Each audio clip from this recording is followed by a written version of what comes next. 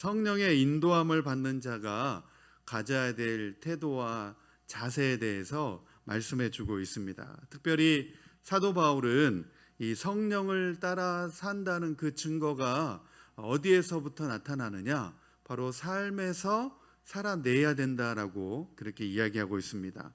그래서 그것은 바로 말씀에 합당한 삶인데, 사도 바울이 본문의 말씀 가운데서 성령이 너희를 지배하고 있다면 그 증거를 나타내라, 그렇게 말씀하고 있습니다.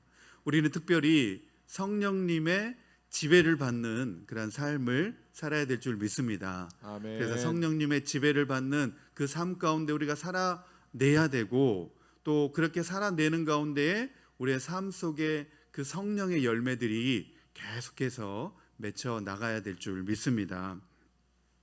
사도 바울이 특별히 갈라디아서를 기록하게 된 배경이 있습니다. 그 배경은 바로 이 갈라디아 교회 안에 그릇된 교리를 가지고 갈라디아 교회 안에 그것을 가르치는 잘못된 교리주의자들이 있었습니다. 한마디로 그들은 율법주의자들이라고 볼 수가 있는데, 그들은 이 율법을 지켜야만 온전한 신앙생활을 할 수 있다라고 계속해서 주장해 나가기 시작했습니다. 그래서 첫 번째로 그리스도의 이 신앙을 완성하기 위해서는 무엇보다도 이 구약의 율법을 지키는 것이 핵심이다. 구약의 율법을 지켜야 된다라고 주장하는 사람들이 있었습니다. 네, 율법주의자들이죠. 율법주의자들이고 오늘날로 말하면 안식교도 같은 사람들입니다. 안식교도 같은 사람들은 여전히 구약의 말씀, 율법을 지켜야 된다라고 이렇게 주장하고 있습니다. 그리고 특별히 예수님의 제자들 가운데서도 여전히 그때 당시만 해도, 예수님 그 제자들 그 시대만 해도 유대교의 관습에 따라 그 계속해서 절기를 지키고 기도 시간을 지켰던 것을 볼 수 있습니다. 그래서 이 사도 바울이 갈라디아 교회 안에 보니까 여전히 구약의 그 율법을 지켜야 된다라고 주장하는 사람들이 그 교회 안에 침투해져 있었습니다. 그리고 두 번째로는 그 구약의 율법을 지켜야 되기 때문에 할례를 행해야 된다라고 주장하는 사람들이 많이 있었습니다. 그런데 지금 이 갈라디아 지역이 어떤 지역이냐면 유대인의 지역이 아닙니다. 이방인 지역입니다. 그런데 그 이방인들로 형성된 그 갈라디아 교회 안에 여전히 구약의 율법을 지켜야 하고 구약의 할례를 지켜야 된다, 그렇게 주장하는 사람들이 그 교회 안에 많이 들어와 있었기 때문에 그것이 문제가 되고 있었습니다. 그래서 그렇게 주장하는 사람들의 그 주장 따라서 갈라디아 교회 안에는 실제로 할례를 많이 행하는 사람들이 많이 있었습니다. 그런데 이 사도 바울이 그러한 이 갈라디아 교회의 모습을 보니까 이것이 복음에 있어서는 굉장히 지금 심각한 위협이 되고 있기 때문에 사도 바울은 그렇게 주장하는 이 잘못된 교리주의자들, 율법주의자들을 경고하고 다시금 복음으로 새롭게 가르쳐야 된다는 사실을 사도 바울이 느꼈고 그 필요성을 가지고 있었습니다. 그래서 이 복음을 위협하는 이 사람들에 대해서 사도 바울은 강력히 경고하고, 다시 한번 이제 2장과 3장 그리고 4장에 보면 복음이 무엇인가에 대해서 다시 한번 정확하게 설명을 해주고 있습니다. 그래서 이 이신칭의 교리가 로마서에서 기록된 것보다도 더 빨리 이 갈라디아서에서 기록되고 있는 것을 볼 수 있습니다. 우리의 삶의 그 의로움이 율법을 지킴으로 의로워지는 것이 아니라 믿음으로 의롭게 되어진다라고 하는 것을 다시 한번 사도 바울이 이 갈라디아서를 통하여서 강조하고 있는 것을 볼 수 있습니다. 그래서 율법을 통한 그런 공덕을 통해서 우리의 삶이 의로워지는 것이 아니라 바로 이 믿음의 설교, 이 복음을 통하여서 의로워진다라고 하는 것을 다시 한번 재차 사도 바울이 중요하게 강조하고 있는데, 바로 그것은 성령을 통해서 성령을 받아야만 그렇게 가능해진다라는 것을 사도 바울이 말하고 있습니다. 그래서 믿음의 의를 저버리고 다시 그 율법의 그 규제로 돌아가려고 하는, 회개하려고 하는 그 사람들에 대해서 경고를 해주고 있는 말씀이 바로 이 갈라디아서에 있는 말씀인데, 우리가 살고 있는 지금 가운데에서는 뭐 우리가 교회 안에서도 마찬가지고 율법을 지켜야 된다라고 주장하는 사람들은 물론 없습니다. 네, 그렇게 말하는 사람들은 없지만 오늘 이 본문의 말씀을 해석하면서 우리에게 주는 메시지가 있고 교훈이 있다라는 것을 제가 생각해 보았습니다. 우리 갈라디아서 5장 25절에서 6장 5절에 있는 말씀을 우리 한 절씩 교독해서 읽겠습니다. 우리 왜 5장 25절부터 읽냐면 한 단락입니다. 5장 25절부터 6장 5절까지가 한 단락이기 때문에 25절부터 읽겠습니다. 제가 먼저 읽겠습니다. 우리가 성령으로 삶을 얻었으니 우리는 성령이 인도해 주심을 따라 살아갑시다. 헛된 영광을 위하여 서로 노엽게 하거나 서로 투기하지 말지니라. 형제들아, 사람이 만일 무슨 범죄한 일이 드러나거든 신령한 너희는 온유한 심령으로 그러한 자를 바로잡고 너 자신을 살펴보아 너도 시험을 받을까 두려워하라. 너희가 짐을 서로 지라. 그리하여 그리스도의 법을 성취하라. 만일 누가 아무것도 되지 못하고 된 줄로 생각하면 스스로 속임이라. 각각 자기의 일을 살피라. 그리하면 자랑할 것이 자기에게는 있어도 남에게는 있지 아니하리니. 우리 5절 말씀 다 함께 읽겠습니다. 시작. 각각 자기의 짐을 질 것이라. 아멘. 아멘. 우리가 읽었던 이 본문의 말씀 갈라디아서 5장 26절에서 6장에 있는 이 말씀은 바로 성령을 따라 사는 삶이 무엇인지에 대해서 사도 바울이 이렇게 구체적으로 설명하고 있는 것을 볼 수 있습니다. 그래서 그 다음에 이제 그 삶들이 어떤 삶인지 구체적으로 열거하는 내용들이 나오는데 첫 번째는 뭐냐면 헛된 영광을 구하지 말라 말합니다. 헛된 영광을 구하지 말라. 쉬운 번역으로는 잘난 체 하지 말라 이렇게 되어 있습니다. 잘난 체 하지 말라. 두 번째로는 온유한 심령으로 바로 잡으라 그렇게 되어 있습니다. 세 번째는 서로의 짐을 지라. 그리고 그 다음에 말씀을 가르치는 자와 나누라. 좋은 것을 나누라. 우리가 읽지는 않았지만 5절 그 다음 6절부터는 바로 이 내용이 나오고 있는 것을 볼 수가 있습니다. 그런데 어떤 교단에서는 성령을 너무 지나치게 강조한 나머지 지금은 성령의 시대다. 그래서 성령을 너무 강조한 경향이 있습니다. 오순절, 순복음 교단 같은 경우는 지금이 성령의 시대이기 때문에 성령만 너무나 막 지나치게 강조하는 경향이 있습니다. 또 어떤 교단에서는 너무 지나치게 성령을 강조하지 않는 경향이 있습니다. 보수적인 교단에서는 성령의 시대는 이미 예수님과 그 제자의 시대로 끝났다라고 보는 그런 교단도 있습니다. 보수적인 교단에서는 그래서 방언도 하지 않고 막 통성으로 기도하도 하지 않습니다. 성령의 시대는 이미 사도의 시대, 예수님의 시대로부터 다 끝났기 때문에 종결되었다라고 그렇게 보는 교단도 있습니다. 그런데 우리는 성령을 너무 지나치게 강조해서도 안 되고 또 너무 지나치게 강조하지 않아도 안 됩니다. 왜냐하면 성령님은 지금도 여전히 일하고 계시는 줄 믿습니다. 네, 성령님은 지금도 우리 가운데 역사하신 줄로 믿습니다. 네, 그래서 우리는 너무 지나치게 강조해서도 안 되고 너무 또 지나치게 덜 강조해서도 안 됩니다. 네, 성령님은 지금도 성부, 성자, 성령 이 삼위께서 지금도 일하고 계시고 역사하고 계시기 때문입니다. 그래서 첫 번째로 우리가 이 말씀 가운데서 살펴보려고 하는 주제는 성령을 따라 살아가는 사람들이 갖춰야 될 자세가 무엇이냐라는 것입니다. 우리 1절과 2절에 있는 말씀입니다. 우리 다 함께 읽겠습니다. 갈라디아서 6장 1절과 2절 다 함께 읽겠습니다. 시작. 형제들아, 사람이 만일 무슨 범죄한 일이 들어가거든 신령한 너희는 온유한 심정으로 그러한 자를 바로잡고 너 자신을 살펴보아 너도 시험을 받을까 두려워하라. 너희가 짐을 서로 지라. 그리하여 그리스도의 법을 성취하라. 아멘. 네, 그리스도의 법을 성취하라라고 말씀하고 있습니다.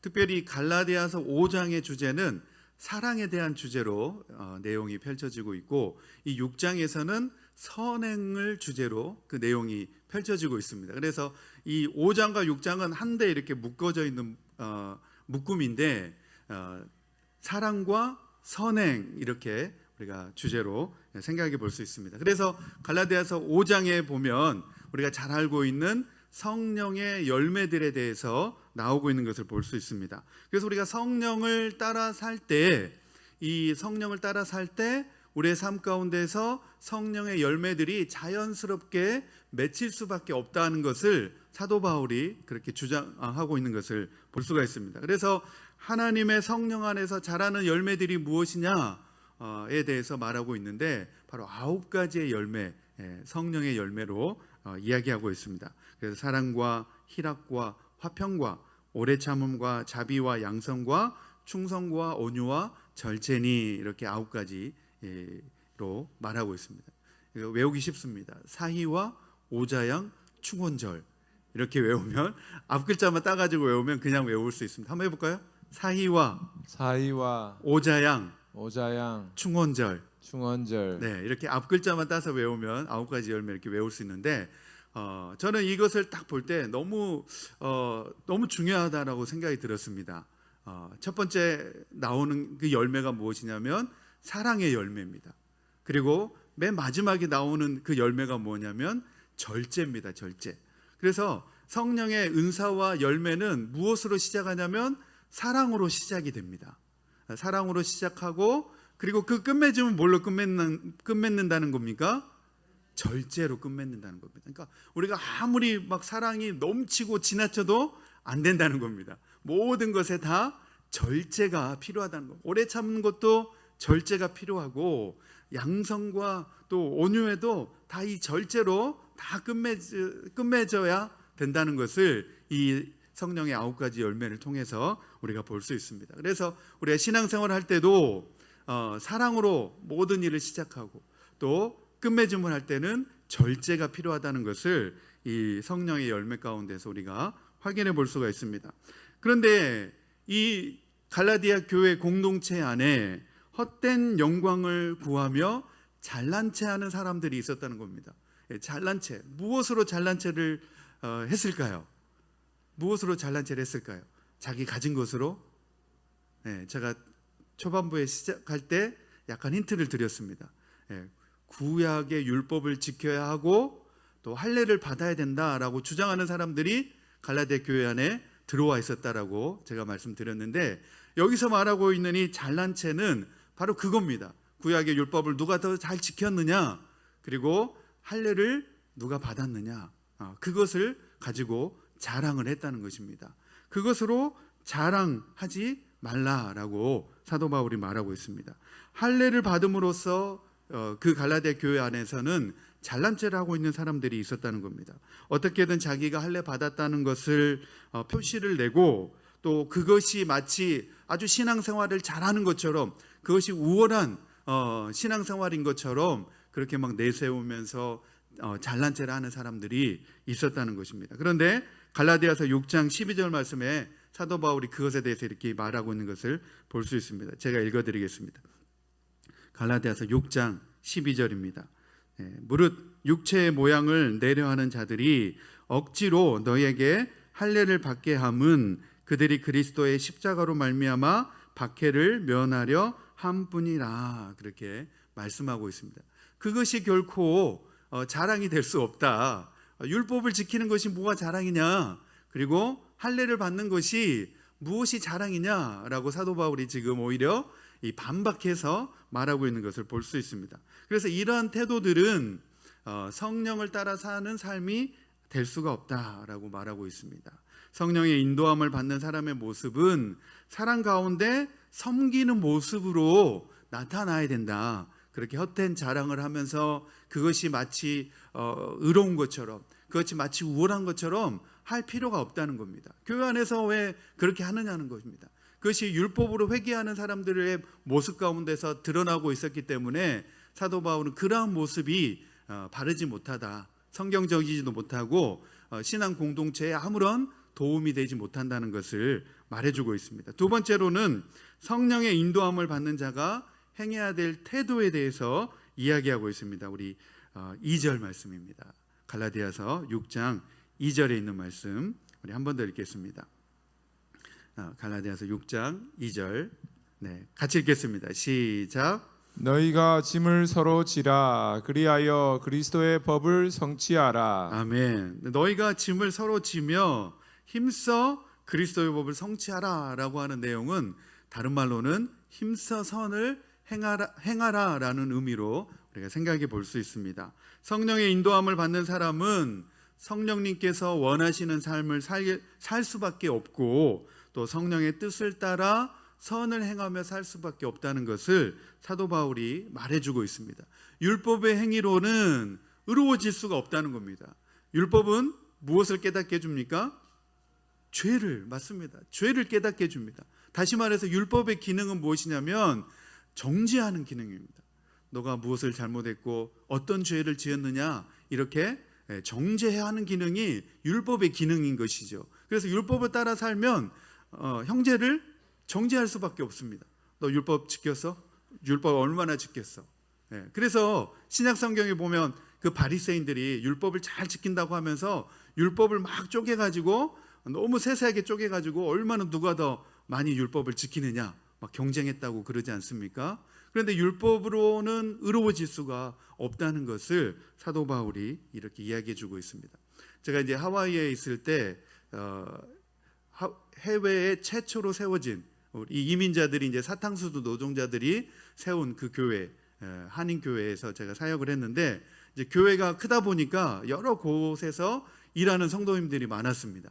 그래서 이제 특별히 공항에서 이 대한항공에서 근무하는 우리 성도님들이 많았는데 제가 이제 어쩌다가 한국에 갈 일이 있어가지고 이제 하와이 공항에 가게 되면 대한항공 이제 비행기를 이제 타게 되니까 그곳에 이제 티켓팅을 하러 갑니다. 그런데 이제 그곳에서 일하는 우리 교회 성도님들이 이제 알아보고서 막 달려와가지고 목사님 오셨냐고 그래서 한국 가시냐고 막 하면서 자기를 따라오라는 겁니다. 그래서 따라가면 이제 카운터에 가가지고 목사님 이번에 비행기가 새로 신형이 들어왔는데 목사님 티켓 업그레이드 해드릴게요. 그래가지고 막 업그레이드를 해줘가지고 저는 일반석을 끊었는데 막 비즈니스를 타게 해주는 겁니다. 그래서 제가 이게 너무 미안해가지고 아니 이거 이렇게 해도 되냐? 내가 티켓팅한 거는 일반석인데 이렇게 비싼 걸로 이렇게 업그레이드 해줘도 되냐? 막 이렇게 제가 막 너무 미안한 마음으로 이렇게 이야기를 합니다. 그러면 그 집사님이 뭐라고 하시냐면 저도 하늘의 상급 좀 쌓아야 되지 않겠습니까? 그렇게 이야기를 하시는 겁니다. 그때마다. 그래서 야, 그렇지. 우리가 하늘의 상급을 쌓는 거 너무 중요하지. 그러면서 이제 그냥 웃고 마는데 하늘의 상급을 쌓는 것 너무나 중요합니다. 그렇죠? 그리고 우리가 성령의 사람이라면 우리의 삶 속에서 선을 행하고 사랑의 열매를 맺어가는 일이 너무나 중요하다는 것입니다. 물론 그 집사님은 그렇게 웃는 그 웃음의 소리로 하늘의 상급을 쌓아야지요. 저도 좀 하늘의 상급을 좀 쌓아야지요. 이렇게 이야기했지만 저는 그 의미를 이렇게 받아들였습니다.